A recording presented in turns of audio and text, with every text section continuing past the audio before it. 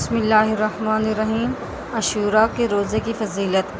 یوم عاشوراء 10 محرم کا روزہ رکھنے کی سب سے بڑی فضیلت یہ ہے کہ اس کے سبب پچھلے ایک سال کے گناہ معاف کر دیے جاتے ہیں۔ رمضان کے روزے فرض ہونے سے پہلے یہ روزہ فرض تھا، لیکن اب یہ انتہائی فضیلت والا نفلی روزہ ہے جس کا اللہ کے رسول صلی اللہ علیہ وسلم نے ہمیشہ بہت اہتمام کیا۔ حدیث مبارک ہے، حضرت ابو قتادہ رضی اللہ تعالیٰ عنہ سے روایت ہے کہ نبی کریم صلی اللہ علیہ وسلم نے فرمایا، مجھے اللہ سے پوری امید ہے کہ عاشوراء کا روزہ ایک سال پہلے کے گناہوں کا کفارہ بن جاتا ہے۔ صحیح مسلم کی حدیث نمبر 2747 ہے۔ افضل ترین روزے۔